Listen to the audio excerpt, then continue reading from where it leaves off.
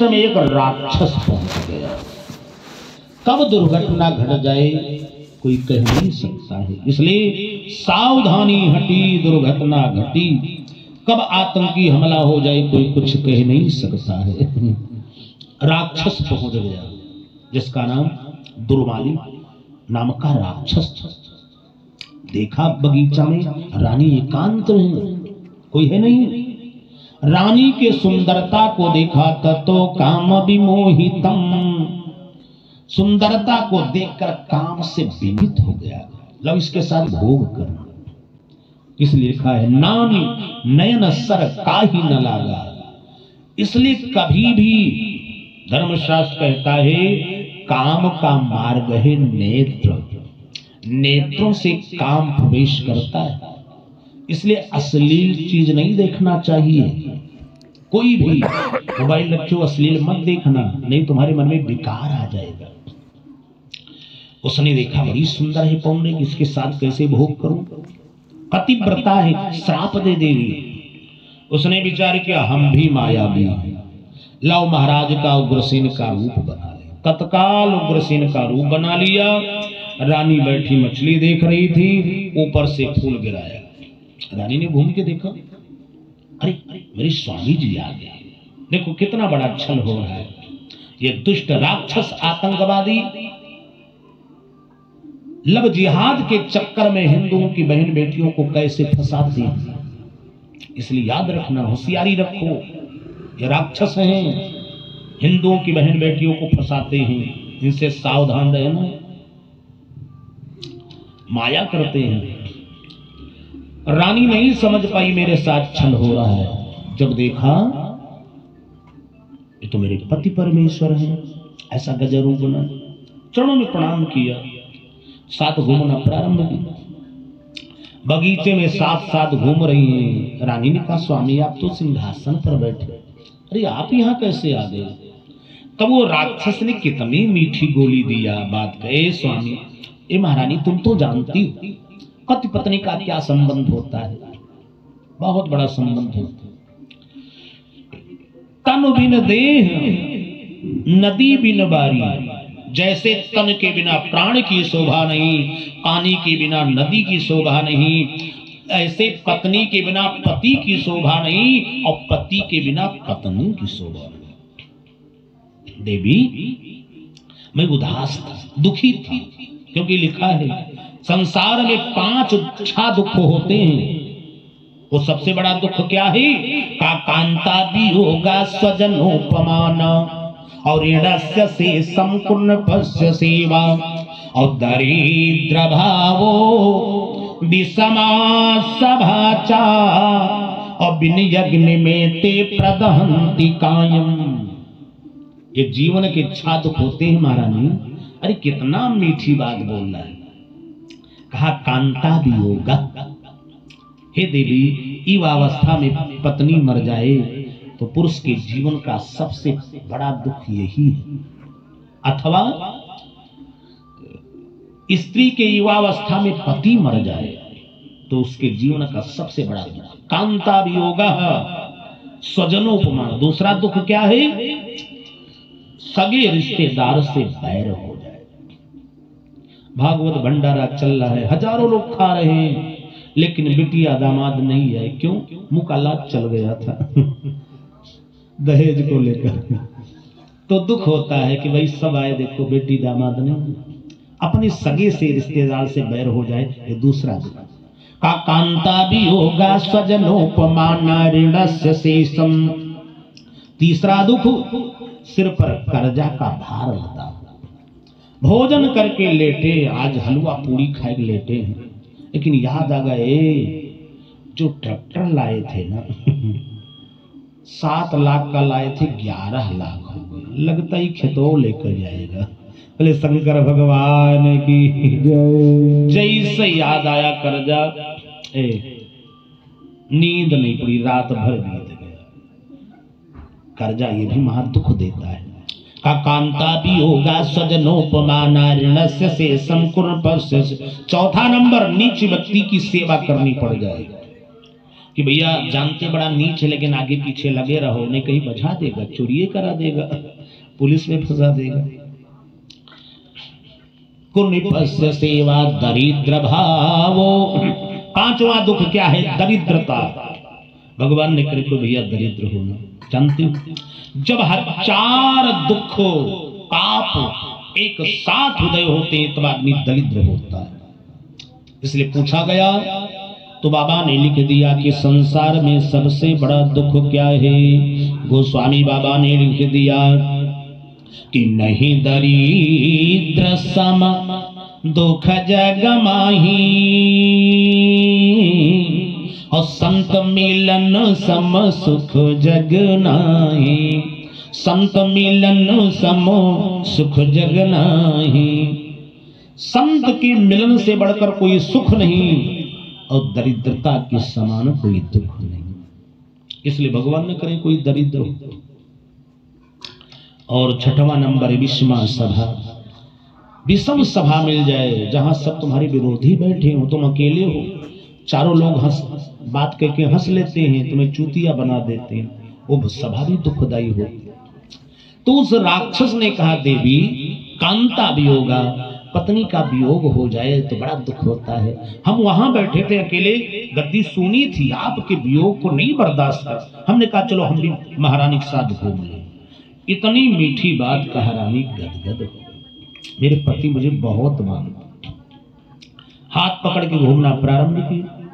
सूर्य भगवान अस्ताचल पहुंच गए, सायंकाल गोधूली। अब उस राक्षस ने विषय भोग की बात करने लगा, काम वासना की। तब रानी ने कहा स्वामी अब तो धर्मात्मा हो, धर्मशास्त्र कहता है गोधूली में 5 काम नहीं करना चाहिए। कहा सायंकाले तू हे राजन और पंच कर्माणि वर्जयेत् और भोजनम मैथुनम नेद्रा और विद्यार्थम न चिंतयेत्। हे महाराज धर्मशास्त्र कहता है गोधूली में 5 काम वर्जित। पहला नंबर भोजनम। जो गधा बिरिया में भोजन करते हैं शरीरम व्याधि मंदिरम, वे रोगी होते हैं। इसलिए गोधूली में खाना नहीं खाना चाहिए, भोजन नहीं करना और न अपने बच्चों को खिलाना चाहिए। कुछ माताएं सोचती है ना कि भोजन बनाना है, गधा बिरिया हो रहा है, अभी टी लगाए रहेगा तब इसको जल्दी खिलाओ पिलाओ सुआओ, बस खिला देती हैं। बच्चा रोगी हो गया, बस वो पानी के यहाँ भर्ती कराओ। इसलिए गोधूली में बच्चे को खाना मत देना, चाहे रोज चाहे गावे, ना दूध पिलाना, क्योंकि गधा बिरिया ज्यादा समय नहीं रहता, केवल 15 मिनट। गधा बिरिया क्या है? भगवान सूर्यास्त हो जाएं और जब तक आकाश में नक्षत्र ना दिखाई पड़े उसी को गोधूली कहते हैं, उसी को संध्या कहते हैं, उसी को कालग्रह कहते हैं, उसी को गधा बिरिया कहते हैं। कई नाम इसके। 15 मिनट का होता है, सूर्य अस्त हुए और नक्षत्र निकल आवे, गधा बिरिया खत्म। 15 मिनट का है। 5 काम वर्जित है। भोजनम, भोजन करने से भैया आदमी रोगी हो जाता है, नहीं करेगा। दूसरा नंबर भोजनम मैथुनम। जो गधा बिरिया में भोग विलास करते हैं, पत्नी का संग करते हैं, उनके घर राक्षस पैदा हो जाता है। राक्षस का मतलब पहले वाले राक्षस नहीं, अब परिभाषा बदल गई। पहले के राक्षस मोटे मोटे तगड़े काले काले बड़े बड़े दांत वाले और सिर में सींग होते थे। और कलयुग के राक्षस आदमी जैसे होते हैं, बस लक्षण अलग होता है। लक्षण देखो समझ जाओ ये राक्षस हैं, और अच्छा लक्षण समझ जाओ ये मनुष्य देवता है। मनुष्य का लक्षण क्या है, देवताओं के लक्षण क्या है? देवताओं के लक्षण बताए गए हैं। मनुष्यों के लक्षण कि प्रातः काल उठ के रघुनाथा और मातु पिता गुरु नाम वही माथा। जो प्रातः काल उठ करके माता पिता को प्रणाम करते हैं, आज्ञा मांग करके काम करते हैं, वही मनुष्य हैं, वही देवता हैं। और राक्षस किसे कहते हैं? कहा माँ नहीं माँ तो पिता नहीं देवा, और साधुन से करवा वही सेवा, साधुन से करवा वही सेवा। जो माता पिता का मान सम्मान नहीं करते हैं, गो ब्राह्मण की निंदा करते हैं, वही राक्षस है। कहा जिनके यहाँ आचरण भवानी, और ते ही जान्यो राक्षस समो प्राणी, वही राक्षस है। दोनों लोग माता पिता के पास जाते, मनुष्य भी जाते हैं, राक्षस भी। मनुष्य जाएंगे माता पिता के पास तो सेवा करेंगे, बढ़िया बढ़िया खीर पूरी पापड़ खिलाएंगे, और राक्षस लोग जाएंगे तो झापड़ खिलाएंगे। पैसा मांगेंगे 2 पैसा, और पैसा नहीं दे पाए बुढ़ऊ बाबा 2 झापड़ लगाए। समझ लेना यही राक्षस है। कहा जिनके यहाँ आचरण भवानी, और ते ही जान्यो राक्षस सम प्राणी। इसलिए गदाबेरिया में भोग करने से राक्षस पैदा हो। तीसरा नंबर, भोजनम मैथुनम निद्रा। गदाबेरिया में जो सोता है वो अल्पायु होता है, उसकी आयु क्षीण हो जाती। इसलिए माताओं से निवेदन है, गदाबेरिया में बच्चे को मत सुलाओ और न स्वयं सुलाओ। सो कोई भी व्यक्ति यदि कोई बीमार है तो उठा के बैठा दो। गदाबेरिया में लेटा रहेगा तो असाध्य रोग हो जाएगा, जल्दी ठीक नहीं होगा, अल्पायु हो जाता है। जो गदाबेरिया में सोता अल्पायु होगा। का भोजनम मैथुनम निद्रा, और विद्यार्थम न चिंतेत। चौथा नंबर, गदाबेरिया में जो विद्याध्ययन करता है विद्यार्थी, सरस्वती नाराज होकर श्राप दे देती है, जाओ हाई स्कूल में 10वीं में 12 बार फेल हो गए। इसलिए विद्यार्थियों को गदाबेरिया नहीं पढ़ना चाहिए। हाँ, गदाबेरिया पूजा पाठ करो, हनुमान चालीसा पढ़ो, गीता भागवत रामायण पढ़ो, कथा सुनो, माला जपो, लेकिन विद्याध्ययन नहीं करना चाहिए। कुछ मुरहा लड़के होते हैं कि दिन भर तो गुल्ली डंडा, देखे पापा आने वाले हैं, बस गदाबेरिया किताब लेकर बैठ गए।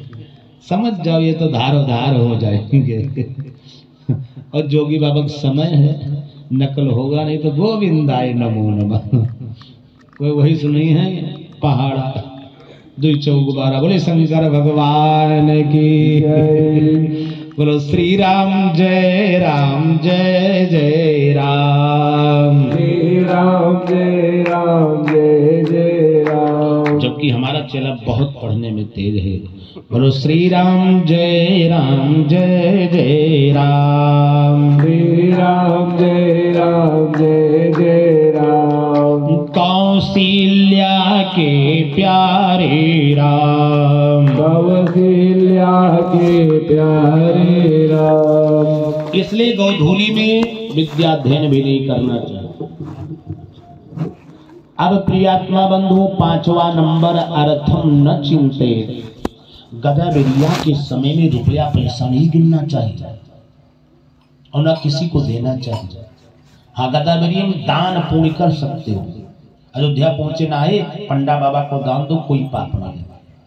लेकिन गोधूली के समय में जो किसी को रुपया दे देता है, मजदूर को सामान सौदा खरीदता है ना, तो लक्ष्मी नाराज हो जाती है, श्राप दे के चली जाती है। और हम सबकी आदत पड़ी है, दिन भर बाजार घूमेंगे, चक्कर लगाएंगे, बलेसर गंज, राजा सगरा, और सौदा सामान गदाबेरिया में खरीदेंगे। जैसे दिन बैठेला तैसे रुपया दिए, और सेठ ने रुपया रख करके दीपक जला, प्रणाम कर लिए, लक्ष्मी वही बैठ गई। वो तो मालो माल हो गया, हम लोग कंगाल हो गए। इसलिए अर्थम न चिंतित। गदाबेरिया में किसी को रुपया मत देना, मजदूर को देना, भैया रुक जाओ, नखत निकल, अच्छा कल दे देंगे। सौदा नहीं खरीदना चाहिए और न गिनना चाहिए, नहीं लक्ष्मी नाराज होकर चली जाती। 5 काम वर्जित है, नोट कर लो, आज से नहीं करना है, सबके लिए। भाई भागवत सुना जाता है ज्ञान के लिए, इसका नाम है श्रीमद् भागवत ज्ञान महायज्ञ। 5 काम वर्जित है, रानी ने समझाया, अरे राजा होते तब तो मानते, वो तो राक्षस था। कहा सायं काले तु हे राजन और पंच कर्माणि वर्जये भोजनम मैथुनम निद्रा विद्यार्थम न चिंतेत। रानी ने समझा, लेकिन वो राक्षस नहीं मानी। रानी ने विचार किया, मेरे पति हैं, इनकी इच्छा है ना, कोई बात नहीं। राक्षस ने फुलवारी में भोग किया। तब रानी को पता है मेरा पति नहीं है, मेरे साथ छल हुआ। उठाया जल हाथ में, श्राप दूंगी भस्मीभूतो भविष्य, अभी तू जल जाएगा। राक्षस घबरा गया, हे क्षणिक सुख के कारण से अब स्वाहा हो जाएंगे। घबरा गया, रोने, अब क्या करूं, कैसे बचे। तब हाथ जोड़ा, महारानी श्राप मत, लालच देना प्रारंभ किया, क्योंकि लालच तो सब में होती है, लेकिन जिसमें ज्यादा लालच हो उसका पतन होता है, इसलिए लालच नहीं करना चाहिए। लिखा है मच्छी बैठी शहद पर और दोनों पैर अड़ाए और धंसते धंसते धंस गई और लालच बुरी बलाए। लालच देने ने कहा, हे महारानी मुझे श्राप ना, हम वरदान दे दे, आशीर्वाद दे दे, जो चाहो मांगो। रानी का, मूर्ख, मुझे क्या कमी, मेरे पास मथुरापुरी जैसे राज और पति के सिर पर ताज, मेरे पति राजा हैं, कोष खजाना, क्या कमी है। राक्षस तुमसे क्या मांगा। उस राक्षस ने कहा, देखो देवी, चाहे 3 मंजिल का मकान हो, अभी किलकारी मारने वाला छोटा मुन्ना ना हो बच्चा, तो घर संतान बिना सोना लगता है। इसलिए हे देवी, सब रतन है लेकिन पुत्र रतन नहीं। हम आशीर्वाद देवी, बड़ा सुंदर पुत्र पैदा होगा।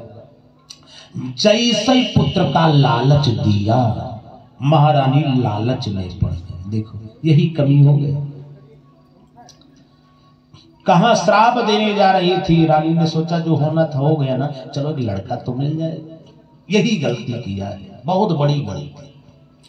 राक्षस ने आशीर्वाद दे दिया कि हमारे तुम्हारे अंश से और हुई है बालक एक और महाप्रतापी भुज बली, अरे जीतई भूप अनेक। रानी इतना बलवान पुत्र होगा, सबको जीत लेगा। आशीर्वाद दिया, लालच में पड़ गए। अब कहां श्राप देने जा रही थी, हंसने लगी। मौनम स्वीकार, यही गलती कर दिया। यदि रानी गलती न करती, राजा से बता देती, तो राजा धार्मिक संस्कार करवा देते। जैसे प्रहलाद राक्षस के पुत्र थे और जब मां के पेट में थे, नारद ने नवधा भक्ति सुना दिया तो प्रहलाद संत बन गए। ऐसे राजा